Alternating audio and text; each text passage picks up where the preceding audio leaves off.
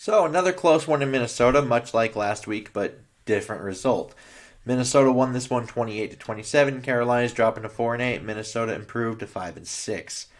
Teddy 19 of 36, 53% for 267 yards, a 7.4 average. One touchdown, one interception, wasn't sacked. 74.6 quarterback rating. Now on the ground, Mike Davis, 15 carries for 55 yards, 3.7 average. Rodney Smith, 7 for 18. Trenton Cannon, 3 for 17. Teddy, 2 for 12. And then you have Curtis Samuel carrying 1 for 5. 28 carries, 107 yards, and a 3-point average yards per carry in total there. Now, in the receiving game, Robbie Anderson, 4 receptions on 7 targets, 94 yards, a 23.5-yard average with a 41-yard touchdown, which I put more on Mike Zimmer than I do the actual defensive players. I feel like the play call just beat the other play call there. That's just how that one is. Curtis Samuel caught all 5 of his targets for 72 yards. DJ Moore, 4 of 9 for 61 yards, and hope he's okay. That didn't look very good at the end of that. And Mike Davis, 3 of 6 for 24. Manhurts, 1 for 1 for 11. Ian Thomas, 1 of 2 for 4. And Trenton Cannon caught his lone target for 1 yard. They were 6 of 14 on third down for 43%. 0 of 3 in the red zone, but they were plus 2 in the turnover margin. 28 minutes and 47 seconds time of possession. Had 7 flags, 58 penalty yards. Now, Kirk kind of led this day offensively. 34 of 45, 75.5%, 307 yards, 6.8 average. 3 touchdowns, did not throw an interception, was sacked twice, and had a quarterback rating of 115.7. Now, couldn't really get Dalvin Cook going. I really worried about not being able to get Dalvin Cook going this game, strictly because you don't have Thielen and you don't have Irv. And I know some people might look at Irv like, he hasn't been that great in the passing game. Statistically, true. But at the same time, he brings a much different threat than Kyle Rudolph will ever bring. And that's something you really need to think about. Because Kyle Rudolph doesn't really challenge you vertically down the field like Irv Smith can. You don't account for it the same way. So that allows for other explosive plays to happen elsewhere. Take him off the field, all of a sudden, less explosive plays for, whether it be for, Jefferson in the receiving game, maybe it's Dalvin in the run game, or, whatever it may be. But Dalvin, without Thielen or Irv, couldn't really get going because they could just stack the box a lot more than usual. 18 carries for 61 yards, 3.4 average yards per carry. Long of 14, did have the fumble and the injury scare. Kirk was second in rushing yards for Minnesota, 4 for 19 and a 4.8 average. CJ Ham, 1 for 10, and I actually kind of liked that play call.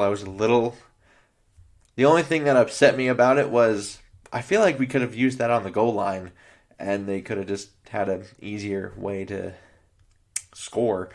And then you have Alexander Madison, 2 for 6, 25 carries, 96 yards in total on 3.8 average yards per carry. Now, in the receiving day, Olabisi Johnson led them today. 7 targets, 7 catches, 74 yards, and didn't have a touchdown, but did have a 2-point conversion. Justin Jefferson, 7 catches as well, but on 13 targets for 70 yards, and he had 2 touchdowns on the day. Rudolph, 7 of 8 for 68 yards and 9.7 yards per catch, and he had a 25-yard long that ended up being pretty crucial. And then you have Chad Beebe catching all 7 of his targets for 63 yards, and what turned up to be the game-winning score. Dalvin, 4 of 4 for 21. Dillon, 1 of 1 for 6. Conklin, 1 of 2 for 5. And then Sharp didn't catch his lone target. Now, Minnesota also 6 of 14 on third down, so 43%. However, 3 of 4 in the red zone, 75%. We're -2 in the turnover differential. 31 minutes and 13 seconds time of possession, 8 penalties, 52 penalty yards. Now, I was worried about the explosive plays, and for the most part, I feel like I was right. We didn't have too many plays that really got over 20 yards. I feel like, off the top of my head, I think Rudolph's is the only one, and I'm not surprised by that. I was really worried that this wouldn't have the same kind of explosive threat to it without those two, and it didn't. So all those stats where they were kind of leading in yards per play of, in yards per completion, yards per attempt, probably all going down. Probably not number one in those things anymore. But I don't think that's really that much of a surprise. And I do think they need Ezra Cleveland back. The run game just isn't the same. You also have some other offensive line issues. Don't know if that's chemistry related or if, Brett Jones simply just can't get it done on the strip sack. That was Brett Jones' guy from what I saw. And Brett Jones was on the ground as Kirk was getting hit. Should Kirk hold on to the football? Yes, he should. But at the same time, if your guard is on the ground, that's the bigger problem. And speaking of Kirk, I think he played well, probably not perfectly. There was that one play on the opening drive, I believe, where he kind of tried to throw it back to Tyler Conklin in the end zone in a contested catch situation. Didn't understand why he did that. Had a wide open guy right in front of his face. I'm not sure who it was. It might have been Ham. Not entirely confident. But I remember it was like, you should have just thrown that or ran it. And he did not. Then you also have a different play involving C.J. Ham, which was on the third down and goal situation when they threw it up towards the left to Justin Jefferson. He kind of stumbled when that happened. The play prior to that, when he tried to throw it, he kind of just threw it away in the direction of Kyle Rudolph. C.J. Ham was wide open to his right in front of him again. And then you also had the weird line of scrimmage thing where he kind of went over, went back, and then threw it. He made up for that one on the next play by getting the first down on third down and long to Justin Jefferson. But at the same time, you can't do that. And I know Kirk is new to this whole moving around thing, but you have to know where you are on the field. That's a problem. And the offense, overall, it had the drive. It didn't last week without Irv or Thielen and a banged-up Dalvin Cook. So that was good to see that they had that in them. It was kind of like learning, but, would have been nice to have learned last week. Very similar situation in that same drive. Because last week, I believe it was a minute 43 and a timeout to go down and score. This time, it was, I think, a minute 45 to go down and score, and they did that. So, and then penalties, too many penalties again. I feel like this is a topic every week. This team has a lot of penalties so far, like these last couple of weeks. Feels like they have 6, 7, or 8 every time. You gotta calm down on that. You need to clean up some things. And then turnovers. You need to hold the football. Hold the ball. And yeah, defensively, it was kind of an odd day. The run defense was horrible the first half, drastically better the second half. I thought they needed more pressure on Teddy Bridgewater. Felt like at times he had like an hour and a half to throw that football. And then they got away with some big plays that Teddy either missed or maybe were ill-advised. And then they had other issues with allowing some of the bigger plays again today. And overall, itself only allowed 10 points when you factor in a muffed punt and 2 defensive scores, added 17. But even then, there was probably a touchdown that should have happened after that muffed punt because for who knows why reasons, Carolina decided it was a good idea to throw the ball late. I don't really understand why. But overall, this defense still almost failed when it mattered. Because you did have Curtis Samuel catching a pass near midfield and then them driving into field goal range to possibly end the game. So when it mattered the most, this defense still almost failed, and the young defenders still need to learn quite a bit.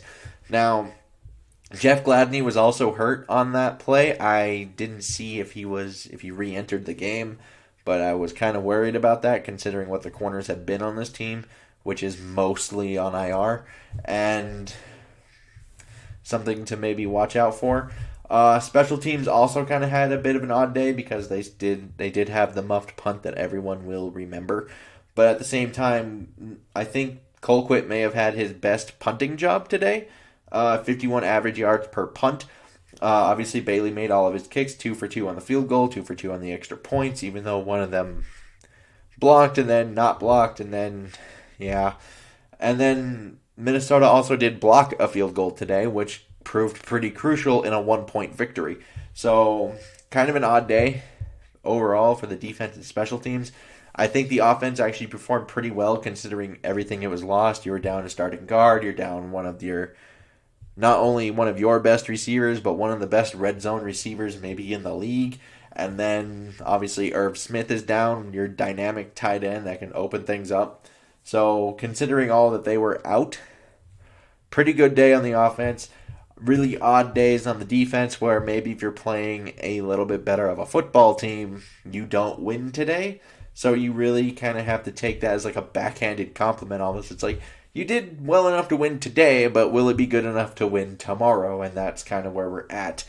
And overall here, I think it's good to see them overcome, but we need to kind of fix the punting things and just the turnover things. A lot of the sloppy play needs to be fixed, and you can't turn it over like that. And you also need to capitalize when you get a takeaway. That's been a different problem. Eric Kendricks did get an interception in this game. That turned into nothing. You also blocked a field goal. I believe that turned also into nothing. So you kind of need to start capitalizing on those things. And then don't be afraid to let this offense run through Kirk Cousins. I know some people don't like to hear those words, but the last 3 weeks now, he has been possibly by far Minnesota's best option on offense. So Dalvin Cook hasn't been able to get going. How much of that is from Ezra Cleveland, I don't know, because allegedly he got hurt on like the first series of the Chicago game. So in these last 3 games when it's like, Dalvin feels like it's a little rough going, that might be why. Ezra was hurt in that one, hasn't played in the last 2 now. Dalvin doesn't really have the space he had before. So kind of need him back. But overall, Kirk has led them through, 2-1, and was competitive last week in a game where if the defense played anything close to how it played today, because I think it was much better today than it was last week, they probably beat Dallas, and we're talking about a team that's, at 500, right?